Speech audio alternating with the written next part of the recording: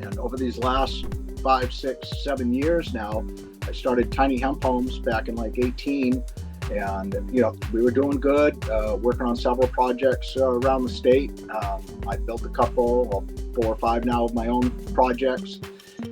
Everything was going great, and then bam, COVID hit. And so stopped the hempcrete classes, then had a fire in the Santa Cruz Mountains. I had to move out, lost everything there.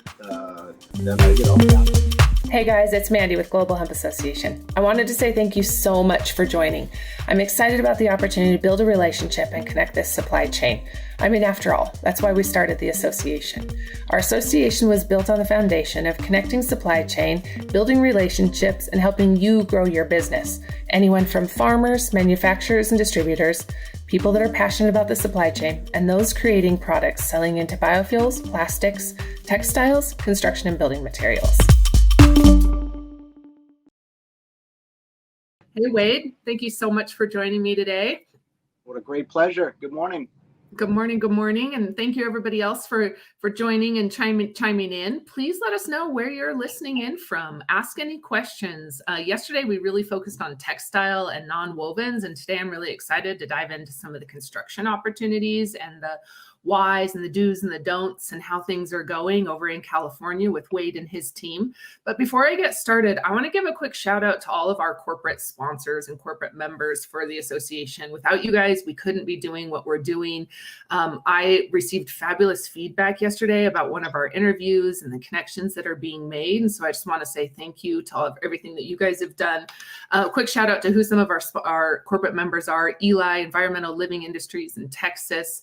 First Citizens Bank just joined as a corporate member. And so thank you very much for all of your support.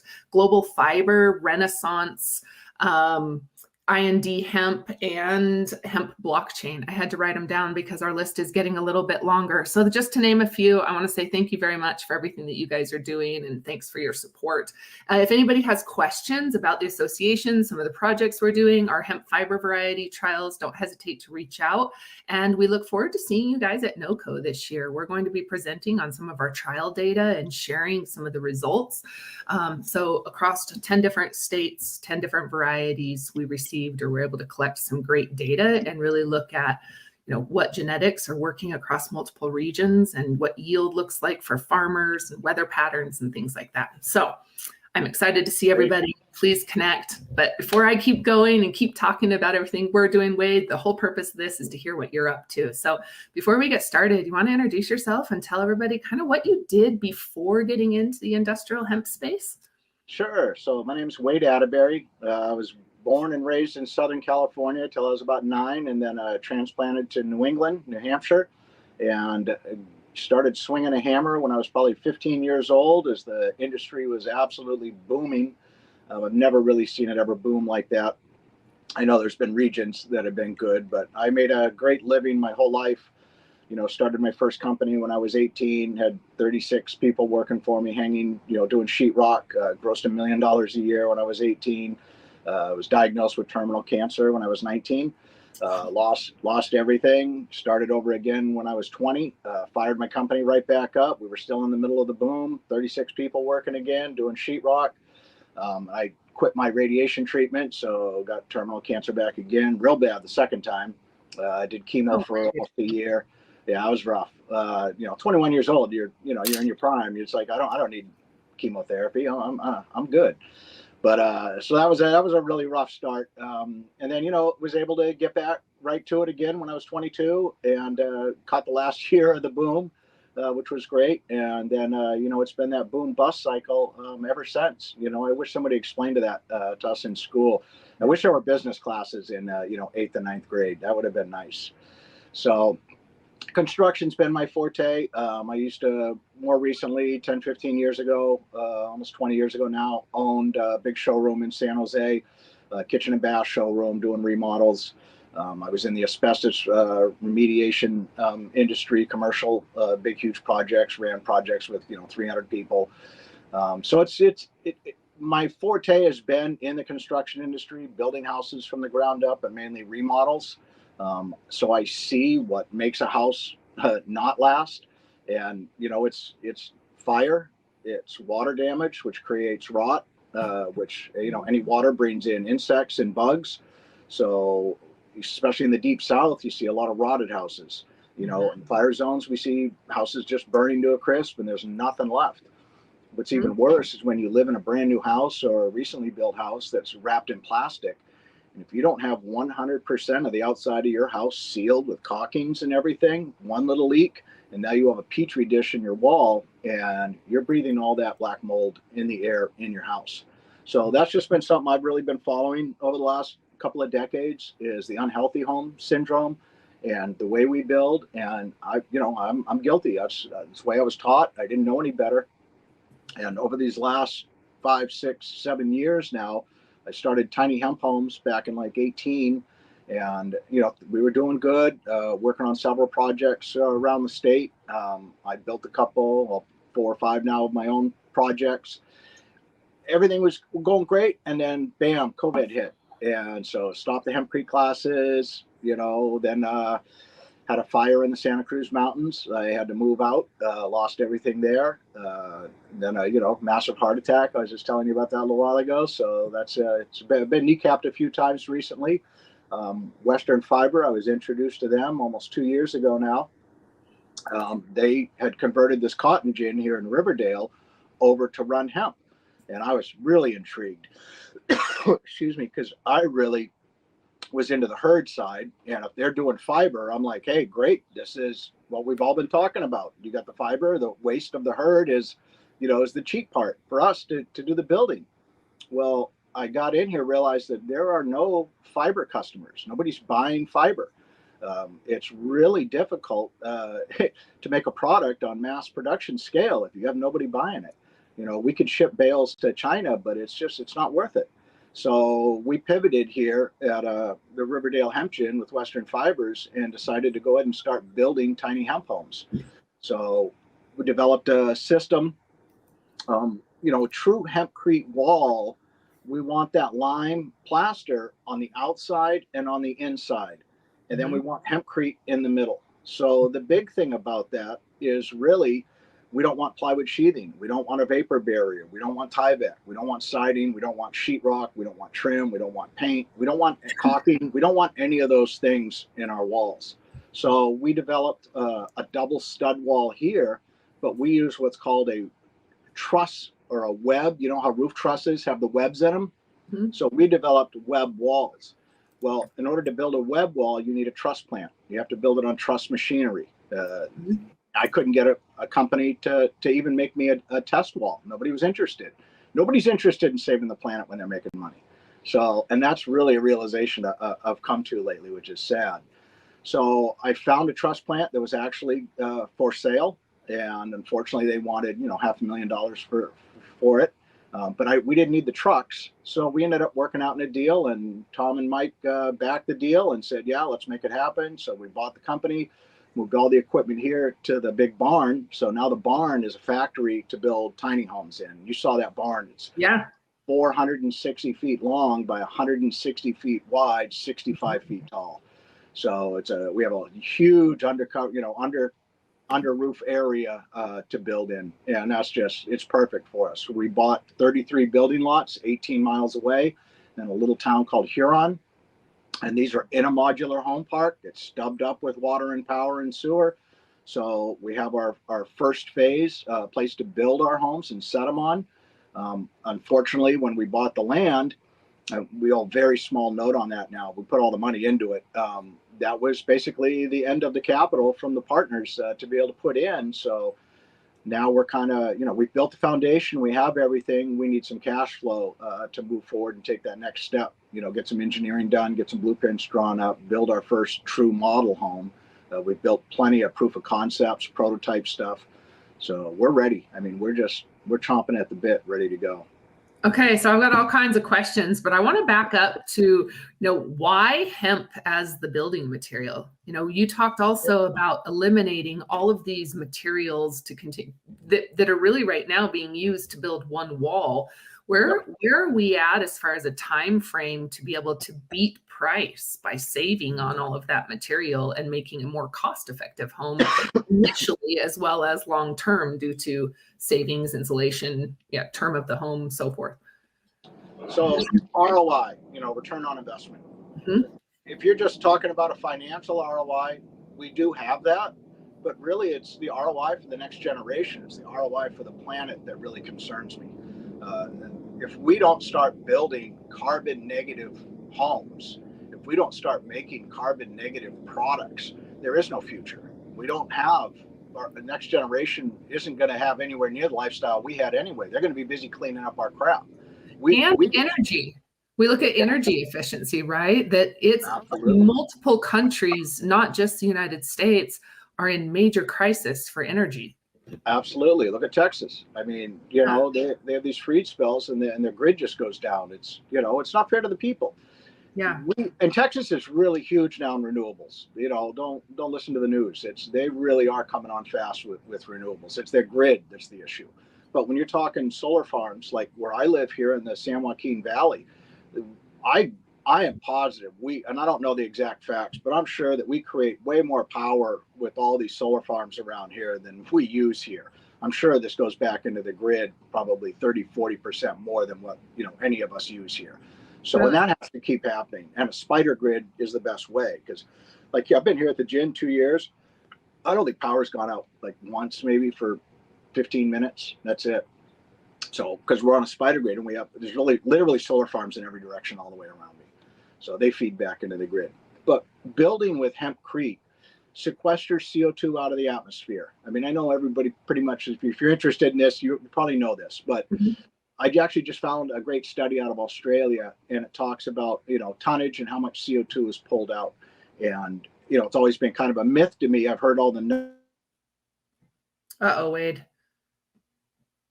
I know you're on your cell phone. I haven't.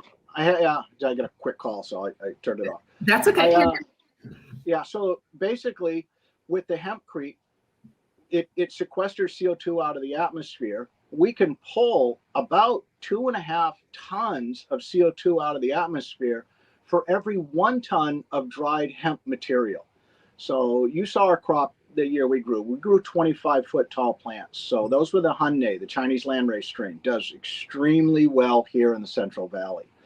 So if you could pull 2.5 tons of CO2 out of the atmosphere in just 1 ton of dried hemp, how does that work? Well, 20% of the CO2 is actually locked up in the soil, in the root system, and it stays there, and that's great. The rest of it is a conversion into carbon, which has a different weight, compared to the stalk. But when you look at a stalk, like the hemicellulose, the cellulose, and the lignin is what basically makes up the stalk of a hemp plant. Mm-hmm. And that's roughly about 40-45% carbon.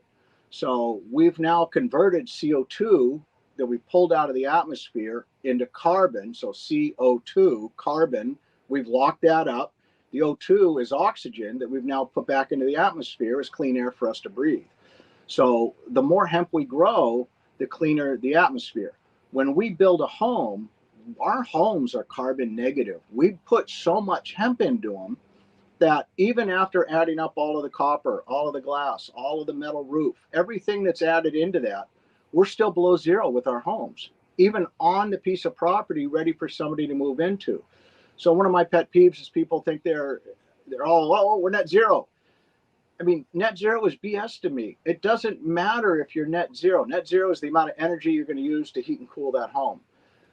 If you built that home and used foam, insulation, and off-gassing formaldehydes and just, put a 20 gigatons of CO2 into the atmosphere to build that home to be net zero so you can pat yourself on the back, you're an idiot. It's just, we can't keep going like that. There is no future like that. We have to build carbon negative. And when I say build carbon negative, that's plant-based building materials. Plant-based building materials is what we did before World War II. That was called chemergy. Chemergy went away after World War II. DuPont killed it. Harry Anslinger, the whole, the newspaper conglomerates, they killed chemergy. When we made everything out of plant bases, it was either metal, glass, or plant. That's all we had for technology. I think that's that plastic. So we have to change. We don't have a choice anymore. We have to get back to making all materials out of plant-based, or as much as we can. I mean, we know we can't do metal, we can't do glass, we get that. So But everything else. I have a question really quick. This is, and just kind of I'm a little bit confused or a little bit unsure about how much carbon is being sequestered from hemp, right? Because there are so many factors, from soil, how it's harvested, what happens to the fiber or the plant afterwards, if it's locked up long term. So yeah, there are a lot of obviously questions, or I think how it's monitored and how it's validated. But I think that what you're pointing on, or what we're pointing to, is we have this opportunity to lock this biomass or carbon up long term in a building that we really haven't done before. Right now, if I'm taking hemp fiber and turning it into a textile t-shirt, we're not doing that necessarily. But in a home where you're locking up the biomass, it becomes pretty powerful. So I have a question, obviously, and we talk about expanding, and I think tiny homes are different than, say, a low income, multi-unit build. But what about labor and benefit to off-site manufacturing compared to on-site building? Can you, because really this is where I think we have big opportunity. And what I hear from other manufacturers and large organizations or companies within the off-site building or manufacturing space saying, hey, we need a wall built to a custom size, and here we've got a new material that we can do that. Now it's just a shoe in to their existing supply chain. Can you speak to that some more? Absolutely. So basically, building with hempcrete, obviously, we know it has to happen. When you do what's called on-site construction, where you're actually framing a house at the site, which to me now, I mean, that's what I did my whole life. To me now, it's like I want to throw up when I think about it. It's horrible. When you look at Europe, for 20 years, they've been building their stuff in factories. They're more than 50% now. Most European countries build all of their residential or commercial structures in a factory, bring them to the site. There's so many benefits to building in a factory. I'll rip off a few. One is the amount of waste. You'll reduce the amount of waste by 95% on average.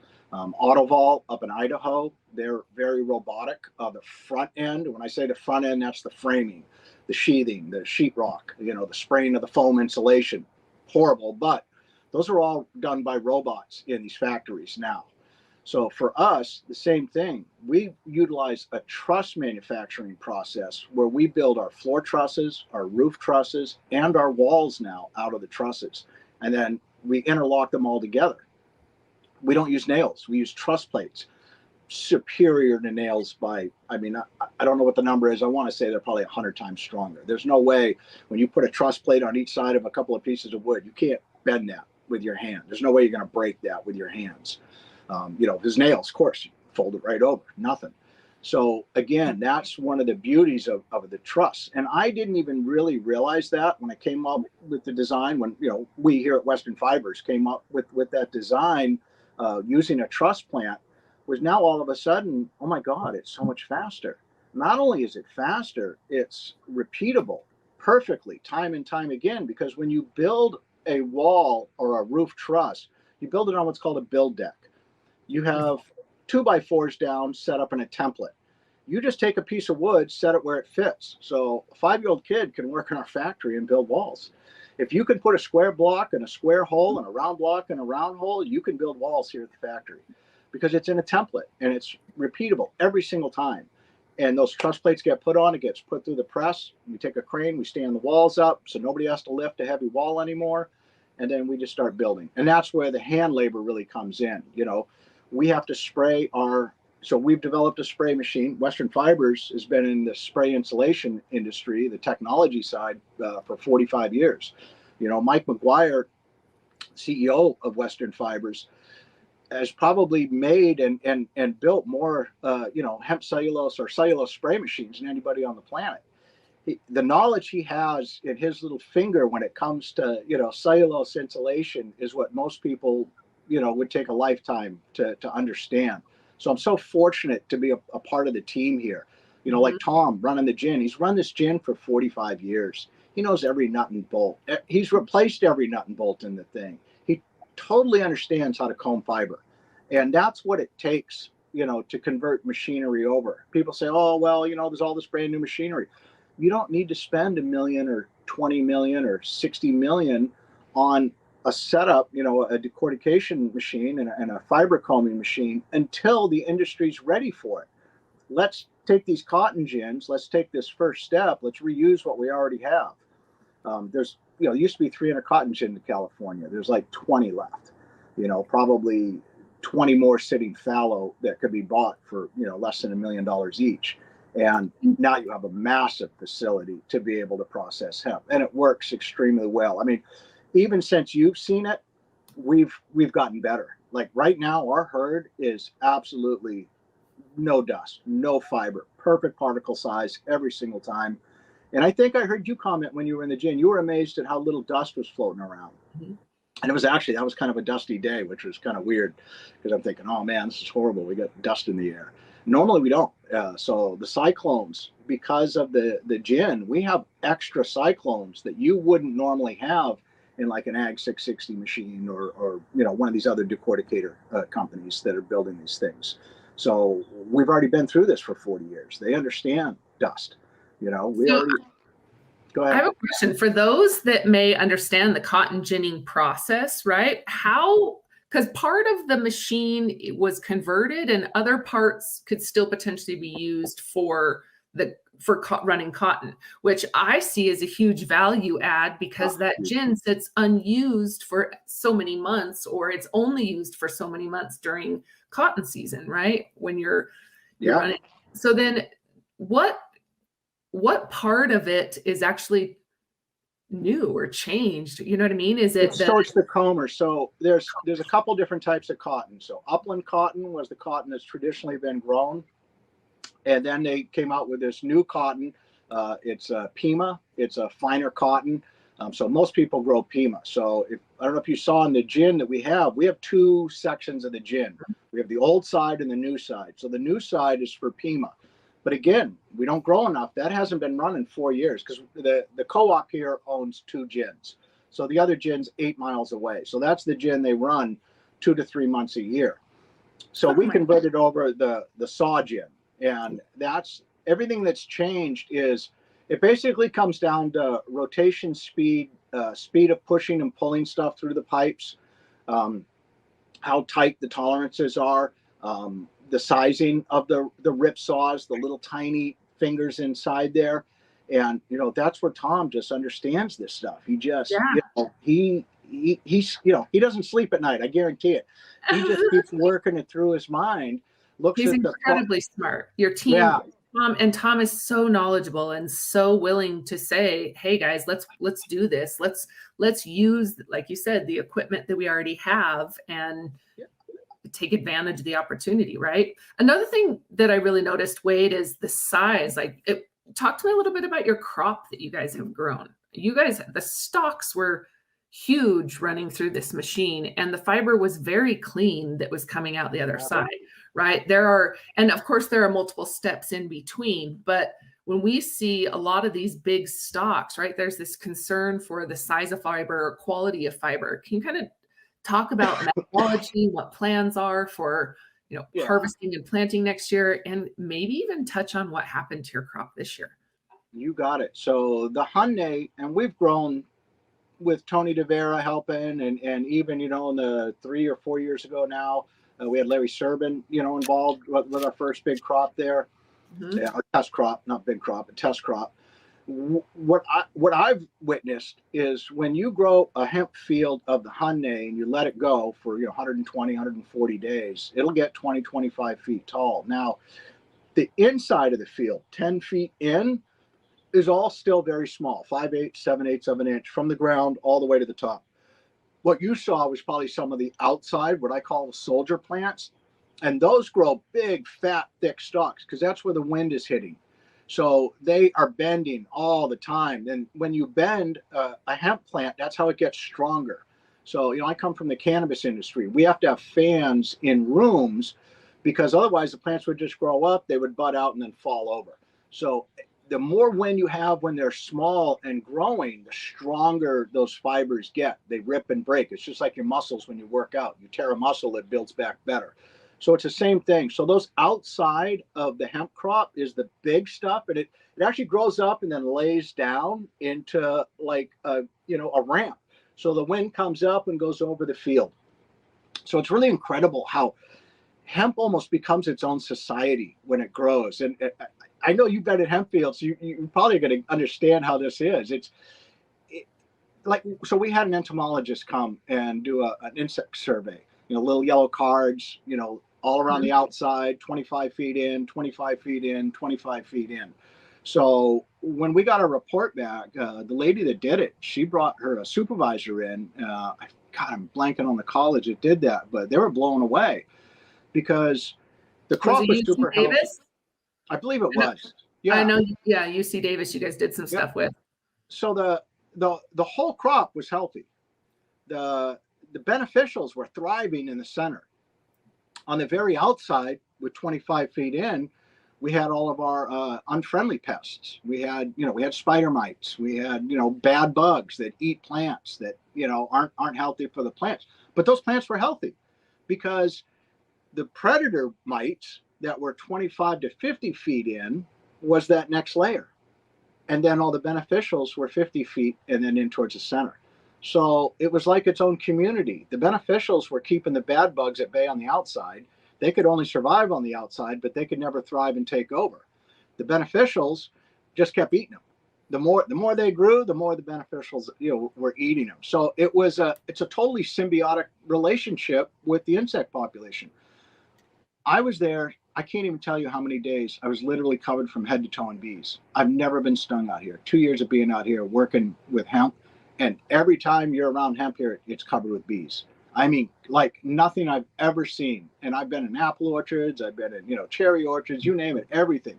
I've never seen the attraction that bees have that they have to hemp. It just blows me away. It's a trip. Interesting. Yeah. Well, and I have to say, when I was out there, I was just in awe. I have never seen so many orchards and so much agriculture. Everywhere we went, it was amazing. And so, like, speaking to that also a little bit, and climate, right? You guys have long daylight, lots of daylight, and long seasons for growing. Are you guys, talk to me about like upcoming year? What's your sowing density? What's your acreage you guys intend to put in? And what happened? Can you touch on why?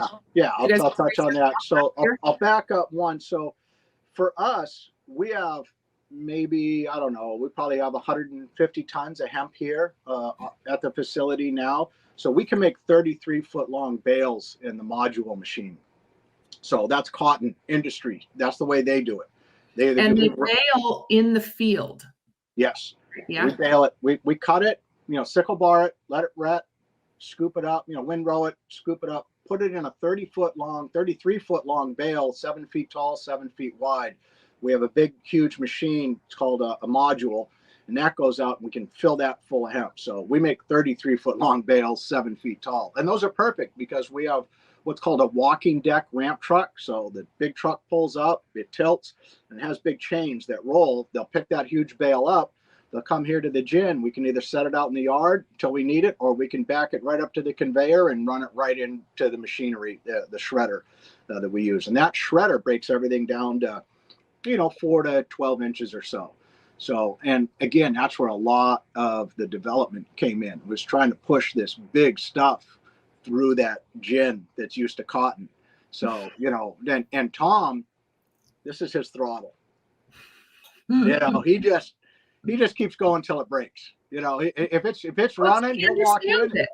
Right? He understands the equipment and he wants to break it. Sure. Yeah. He just turns that knob up. Just keep turning it up until it breaks. Okay, let's go fix that. All right, you got to run it again. Hey, let's turn it. Oh, it broke over here. All right, let's go fix that. Yeah. He just, he's not satisfied until he breaks something. And then he tells the guys fix it, and then he can leave. And everybody needs a Tom. Everybody needs a Tom on that team. Absolutely.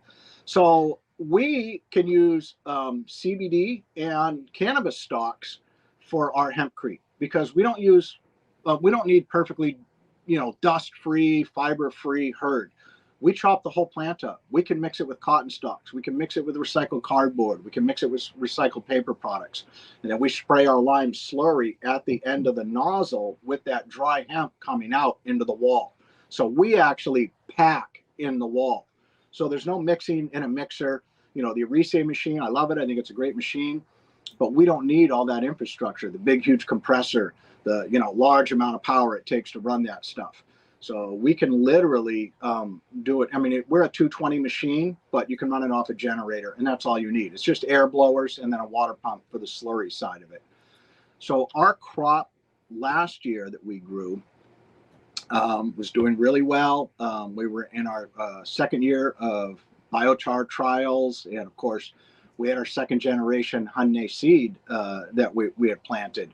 And we were doing some more testing, some MS-77, and I think that was really the main one we had that we wanted to see how it did. And honestly, Mandi, MS-77 is Hyundai.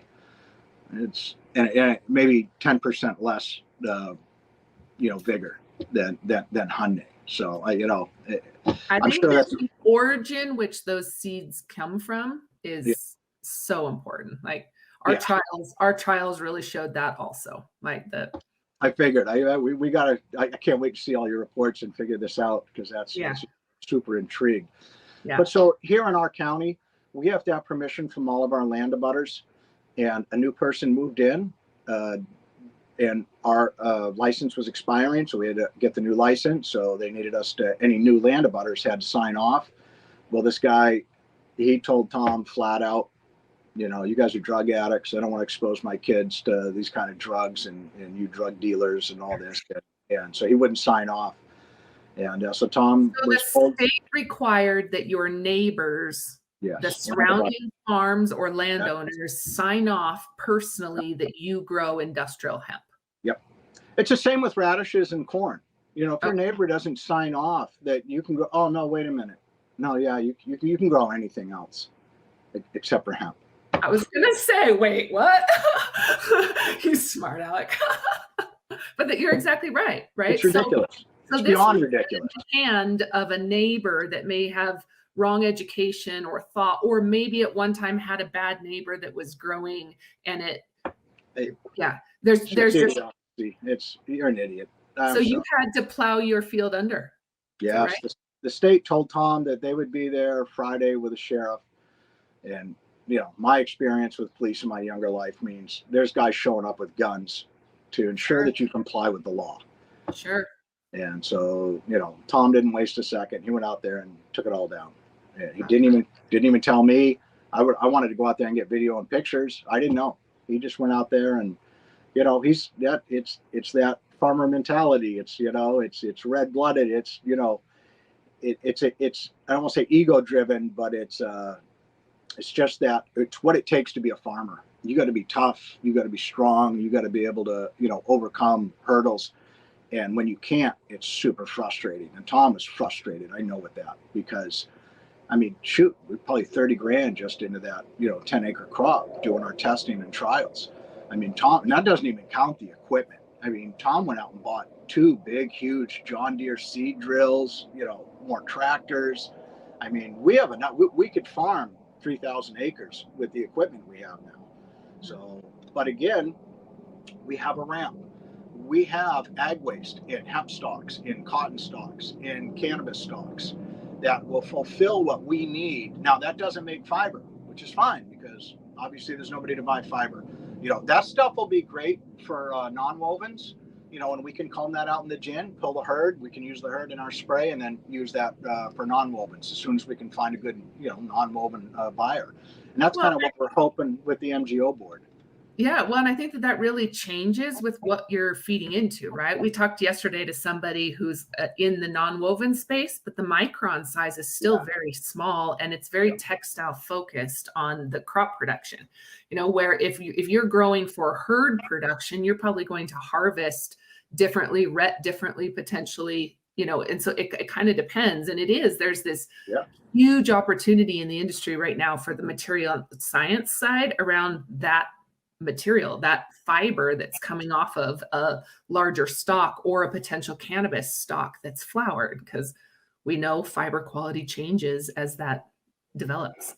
And Mandi, honestly, I mean, I know you're pushing, for the fiber and want to see that industry. I personally don't see that industry happening for another 10 years. Sure.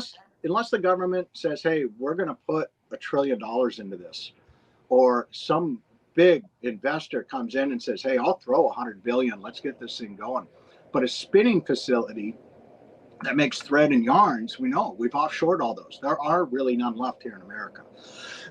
Excuse me. Yeah, it's definitely a small, very, very small, right? And like you said, what is that potential?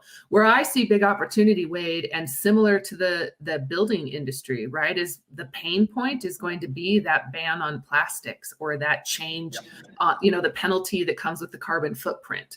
And so I think it is coming. I do think it's going to be very costly for the U.S. to jump on to some of that, but we're seeing a lot of production in non-wovens and companies moving to natural fibers away from the plastics because of penalties. Yeah, we have to, and that's the way it has to be done. And we have two political parties that are completely opposite in trying to figure that out right now. We have one party that doesn't even believe that climate is an issue, and then the other party that's saying, hey man, we need to stop burning fossil fuels. We're so far apart that one of my things is I predicted that the next president, if it's not the next one, it'll be the one after, will be what I call a TikTok president. It's going to be somebody from social media who said, hey man, I've got 300 million followers, vote for me. Let's take this country back. And I just hope it's somebody who, can do it. But that's how it's going to happen. It's going to be the under 25-year-olds are going to get out and vote, and they're going to vote for somebody that they want. They're voting now. They're paying with their dollar, right? What do they care about, and what's going to drive this? But so I still, and I'm going to put this call out in a discussion we should be having within our industry, is that pain point that we're solving for those manufacturers, right? Because I do see industry open up, and I do see that there's opportunity coming. We just, reality is we have a long way to go. We're new. We need a moonshot. We need a moonshot money infusion from the government. We don't have a future without putting trillions of dollars into plant-based materials. And it's not just hemp. It's everything. We waste cotton stalks. When we harvest cotton, those cotton stalks get ground right back up into the soil, and all that CO2 is released back into the atmosphere. Mm-hmm.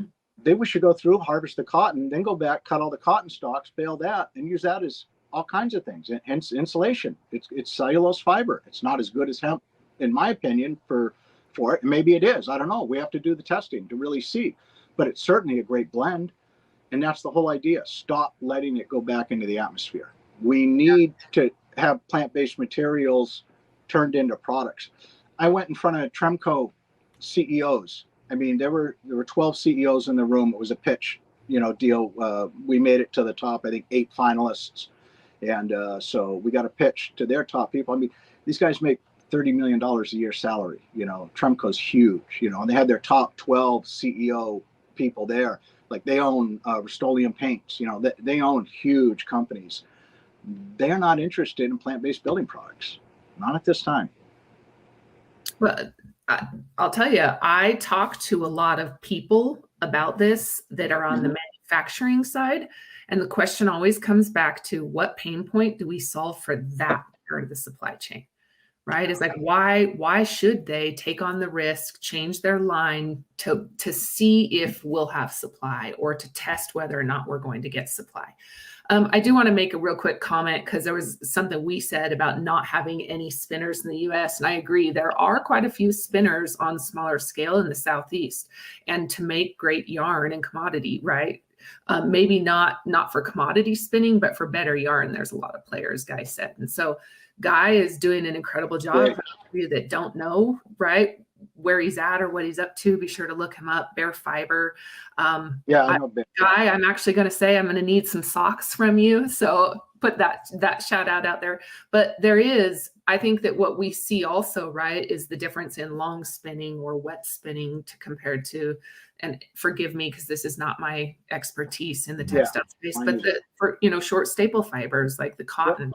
But our conversation yesterday with Bass Fiber Technologies talked a lot about that short fibers. Those short fibers are what they Yep. use. It's a matter of the micron, and it's non-woven into Q-tips or, ears, cotton swabs and feminine hygiene products and absorbents and, the wipes.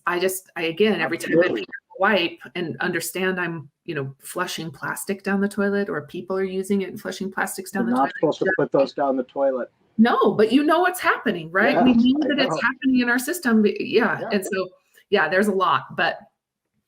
I agree. That's so that again, and only 1% of our clothing is made here in America. This is a hemp shirt, but this wasn't made in America. It's just like, come on, this is ridiculous, because we don't make enough thread and yarn to make the fabric for this next generation to be clothing designers and make their own products here in America. And that's really what has to happen. It's 99% market that's open. Let's get this younger generation to start making clothing. They would love that. It's an entry level step for them to get into industry. Well, what about building? I want to go back to building, because what you just said, right, is this idea of the American dream and home ownership is slipping out of our kids' hands. It is slipping away from them, right? What is needed, in your opinion, to really bridge this gap, and hemp being a tool to do that? What do we need? And as biased as I am, and it sounds like I'm just doing an infomercial for ourselves, but really it's factory built homes. We absolutely have to get away from on-site building. On-site building is ridiculous. I like to say it's just like building a car in your driveway. You don't have somebody show up and start building your engine, and then somebody else shows up with a frame, and then we put it together. It'd be asinine to think that. We need to build them in factories. Do you know how long it takes to build a Tesla car in China right now? Like how long it takes for a car to come off the line? I can't even. 30 seconds. Shanghai No. Tesla plant, 30 seconds. Google it. Shanghai Tesla plant, every 30 seconds, and brand new Tesla rolls off the line. A car. We can't build a home in a factory every 30 seconds. Why not? Of course we can. We just have to have that kind of money and that kind of ingenuity to do it. And we're not far away. So that's the big thing. Like, just with this trust system, it makes everything go so much faster. And nobody in the modular industry is using the machinery that we are. So we're definitely going to be game changing in the industry. And then we have to prove it. Right now it's all theory. I mean, I know it's going to work, and everybody of course says that, about your baby, but this is, with the team we have, I know that we can pump out, with probably 25 people on the factory floor, 250 homes a year. With just a few more people, I believe after 4 quarters of running this and figuring it out, that we can do 500 homes a year next year out of this facility, with maybe 30 people on the floor. So, and I apologize for Freedom flying over here. I'm right next to a large Air Force base, and they burn a lot of gas every day here, so it gets loud. Somebody just left a comment with a whole bunch of jets and airplanes. And right as I did this last time, I heard them fly over. And I was like, this is perfect timing. Just ironic that this happened. So talk to me, if somebody's interested in getting involved, Wade, who fits inside that box of the perfect person you guys are looking to connect with, both on the gin side and with Western Fiber? So that's what we're trying to figure out now, if we're going to kind of restructure. And, what I would like to see, and this is me personally, I'm a member of a team, I'm a member of Western Fibers, but I would like to see us spin off our home building from the cellulose spray technology, the headquarters in Oklahoma, and then the gin, because there really are 3 different entities. The home building part, the machinery we need to make so we can literally grow hemp in the field, let it dry standing, shut the water off, let it dry, cut it. We don't need it to wet for home building material on a whole plant, so I don't care. We can literally silage cut that into the particle sizes that we need, bring it right here to the plant so it never touches the ground, a human hand never touches it, put it right into our silo that feeds into our spray machine, and then mix our other products in with it. Never touches the ground. That's direct from the field. And the fiber, you just keep the fiber attached, so you're not actually needing to separate. Well, Yep. that's much different than the spray, some of the other spray applications we've seen that need very little. So this, maybe you can see it. Can you see it up close? Yeah. So this is kind of our spray. So this has cardboard in it, our hemp, a lime slurry, a borate. It's a little different than traditional hempcrete. So traditional hempcrete,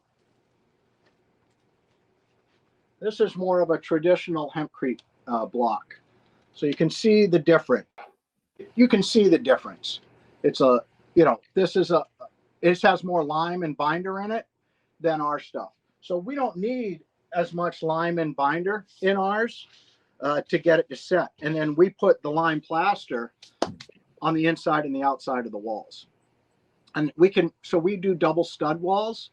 And so literally we can do a 9-inch thick wall, we can do a 12-inch, we can do a 16-inch.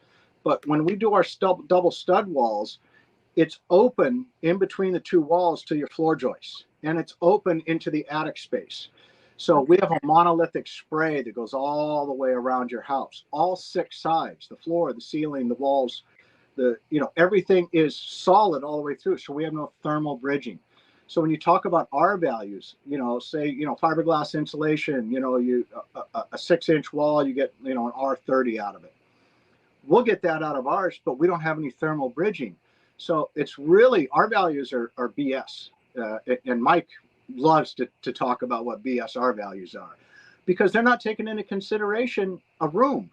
You need to take into consideration the building, not just that piece of insulation between the studs, because on each side of the studs is a thermal bridge. Also, our homes are completely airtight. So we're going to pass a blower door test beyond belief. That's huge. So on the downside of that, if we don't put what's called like an ERV, and that's an exchange ventilation unit, you'll end up dying in our homes. You'll suffocate because they're so airtight, and that obviously would be an issue. So an ERV is a unit that pulls air from outside through a HEPA filter, passes over a radiator, and then into your home.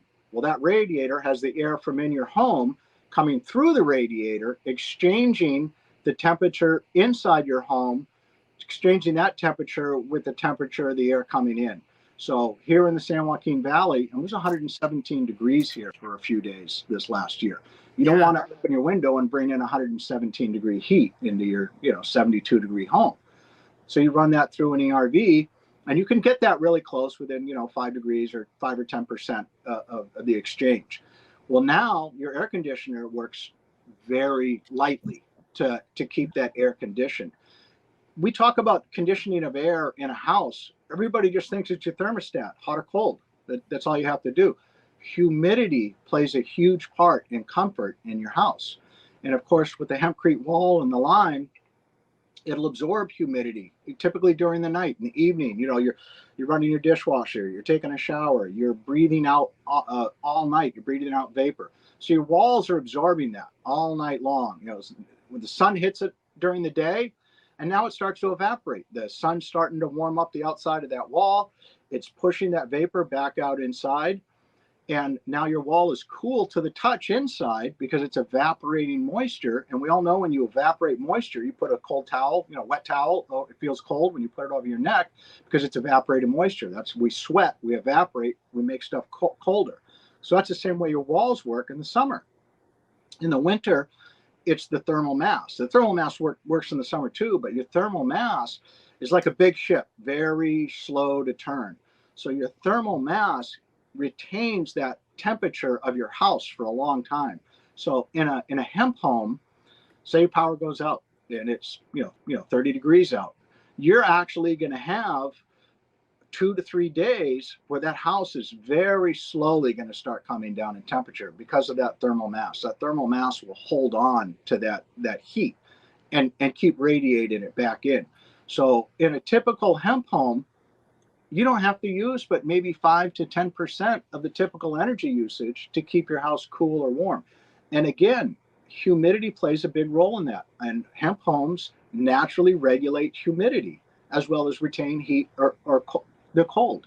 So it's I said every time we do something or we learn something, it's like, oh my God, this benefits this and this. It's like, the truss plant. I wanted to get around not using plywood sheathing on the outside. Well, how do we make a wall strong enough? Well, you do a lead-in brace. Well, those are illegal now in California. You can't do that anymore. That's where you just cut in a 1x6 diagonally into the wall so it can't break. But we can't do that anymore. So now we have to get an engineer to say, yes, a roof truss wall is stronger than a wall with plywood sheathing. So again, we need to prove that out. I was just on the phone yesterday with John Simonson up at OSU, Oregon State University, where we had gone and checked out all of the great programs that they're doing. So we're actually sending up some samples for some R value testing. We'll get our R values back. So that's going to be really neat to have that documented. And then, the goal is to build our first structure with our double stud wall. We invented a cross brace to connect the two walls. We have a design patent that we're getting on the shape of the wall because we have a unique shape when we put it through our truss plant, which is really it was just because I wanted it to be stronger. And then all of a sudden I realized, oh my God, that's a patentable design now. Yeah. So, I don't really care about the patents. I want everything to be out there because everybody has to be doing what we're doing. Our goal is to build this factory, fine tune it, figure out how to get it to work. CBD stocks are a great, ramp to get us up to where we have to grow enough hemp to make it happen, but then replicate this all over the planet. Because if we can build carbon negative homes, mass produce them, we solve a job crisis, we solve a housing crisis, we solve a farming crisis. We don't need your herbicides or pesticides. Farmers don't have to spray toxic chemicals. We're going to clean the soil. We're going to aerate the soil. We're going to give them a healthy rotational crop to plant that has, you do nothing to a hemp crop while it's growing. Sit there and listen to it grow. And that's it. There's nothing to do. Water it, period. And if you're in a place you get water, you don't have to do anything. So again, everything is a win all the way down the line. I keep expecting somewhere there's going to be a drawback or something. Oh man. And really all it is we don't have the industry to buy the fiber to make all of this waste product into everything else that we need. Because the fiber you're referring to the herd. Yes. And reality is, right, there's a lot of market that herd can feed into. We can't discredit. The fiber is more expensive. The fiber has a higher value. So in a plant, it's a lower value. It's, to me, more useful. Yeah. But you get so much more of it. So, it has an immediate market at least, right? Especially while the fiber market is developing, because it will. There's a lot of technology that needs to come to the United States on scale. We talk about that secondary and third, additional processing outside of decortication. But no, it's like I said, we're wide open. This industry is ready to explode. We just need our government and some private sector to really understand it and get involved. And like shows like this, this is education. This is the only way it's going to happen. Nobody knows. There's probably a handful of us that have the amount of knowledge that, maybe 10 or 12 of us in this country have with such a 20,000 foot view of everything. Mm-hmm. You get to talk to experts all over the place in the industry. Mm-hmm. It's just like, our friend Dave Cooper. Mm-hmm. I have learned so much. I've probably watched 300. Yeah, I've probably watched 300 of his episodes. Mm-hmm. I've got to listen to 300 CEOs of modular companies all over the world and go inside and look at their companies through modern technology, social media. And cool. You could never do that. There's no way. It would take a lifetime. I mean, look at Dave. He travels all the time. Yeah. So for those of you that don't know Dave Cooper, Dave does something similar to what I do, but specific to offsite and modular building, really with the intention of opening up opportunity for change within the construction industry and building industry. And he has interviewed hundreds of people, him and his wife, Jennifer. They travel all over, like you said, Wade, in different facilities. And they've got some incredible partners that are very interested in more sustainable building solutions. And so they come to the table all the time. I know that there's a few others within our industry that have been interviewed by him and have been on the show. And so shout out, but he is all over LinkedIn. Look him up, Dave Cooper Live. He travels also to all of the big building and construction shows and does the same thing, interviews multiple people. he's very, very connected in that space and has done a good job. You and I both have had great interviews with him. Yep. So Yep. go check out both of our shows on davecooper.live, as his kids know him as. There you go. That's awesome. Awesome. So, anything else you want to add? We're almost out of time, and this goes fast every time we get on here. But I know, it's amazing. So I used to have a talk show. I had a radio show when I lived in Santa Cruz Mountains there, called Wade's World of Cannabis. And I was in the cannabis and CBD industry, and immediately within about a month of the show, it just converged totally into hemp and hemp building materials and everything. So I'd love to do it again. I just thank you for doing what you're doing, because again, if people don't hear stuff and understand stuff and get to know stuff, I mean, who knew that 1 ton of hemp could hold 2.5 tons of CO2? How do you wrap your mind around that? Well, you have to explain it. It's the C in carbon with the O2 of air that goes back into the atmosphere. But, a stalk of hemp is basically, almost 60% carbon, and carbon's everything. So, making biochar out of hemp is an incredible product because of the porosity of hemp, the tiny little micro veins in hemp. When they crystallize in the biochar, it preserves the shape, and now you have a huge surface area. So 1 gram of biochar from hemp, if you were to measure the surface area, it's the size of our barn or a football field. And that's why it's great for, hemp batteries, great for filters, great for air filters. We use it in your fish tanks. That charcoal, that's biochar basically.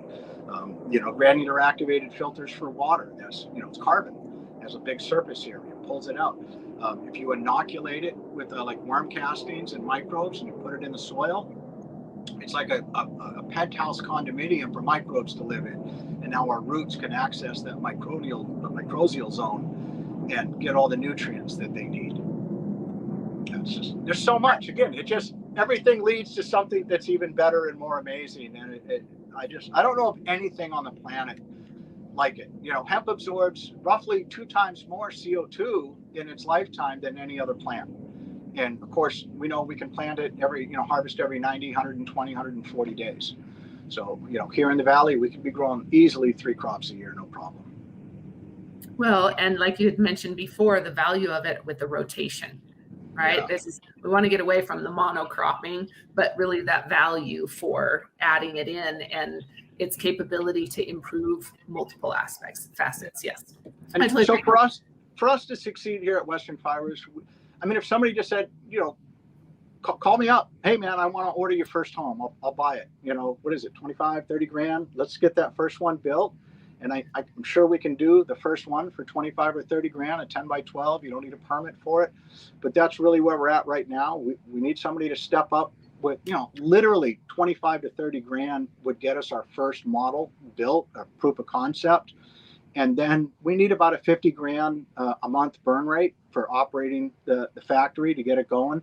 And we only need probably $1 million line of credit. And we're off to the races. Like I said, by the time we put our 6th, 7th, maybe 8th home on those lots that we own, we're in the black. And then we're just running. Okay, so if somebody's looking to connect with you, there's a connect with us or contact us page on the website, right? Yep. Western Fibers with an S. Yes. I'll share that page again right now so you guys have it. And then there was another question just now asking about the ideal genetics for hemp construction. And you guys use the Hane variety, right? The Chinese varieties. But you also said that using any other of the cannabis stock works just fine as well. It's really the cellulose content you're looking for. So for building materials, doesn't matter. Any type of hemp. I don't care if it's 2 foot tall hemp that you just couldn't get to grow for whatever reason. We can chop that up and use it the same as a 25 foot tall hemp. Now, when you're talking fiber, obviously you want long, unbroken, no branches to get that long fiber. But that's the fiber industry. And again, we don't really have a fiber industry here in this country. So for us, we can grind. Coming, Wade. We've got a small fiber. Yeah, that's right. When 1% of our clothing is made here in America, we don't have a fiber industry. Well, we do, and I'm gonna throw this out there really quick, because I agree it's very small, especially compared to what we're seeing on the herd production. And a lot of our processors are really right now, leaning into the sale of herd and the market that's available currently for herd. So I do support that. But Patagonia has collaborated and done some awesome things for our Global Hemp Association farmers. So if you're a farming member of Global Hemp Association, please reach out to me. We are going to be sending an email out shortly, but Patagonia is offering to basically give back a thank you by offering some of their workwear that is a hemp workwear. Hemp is a major line in their major product in their workwear line, and so they're counting on the industry growing, and they're here to support it. And so to say thank you to our farmers for your hard work, and to kind of give perspective that we are seeing fiber moving into the industry and into the market, we want to make sure that we take care of you guys and say thank you. So reach out to me if you are farming hemp this year, and if I can help support you and connect you and get you some hemp workwear. I'd love your perspective and feedback, because everything we've seen as far as LCAs and wearability, hemp wins. And so I'd love to support that. Well, Wade, thank you so much for your time. Thank you everybody else who's listened today. We've had tons of comments. Wade, go over to the YouTube channel or our LinkedIn and check out the video, because you will be able to see all of the comments and get any feedback. There's a couple of people who have said, hey, send me over some information about the investment. They feel like they can help get funding to go through. So check that out. And then again, anybody else that has questions, don't hesitate. I'd love to have you to join or support Global Hemp Association. We've got a huge resource library on our member portal with both, like LCAs, research, data, as well as a directory, so that it helps you guys stay connected and build those relationships. So thank you very much for your support again, and we'll see you next time, Wade. Thank you. Thank you. See you later.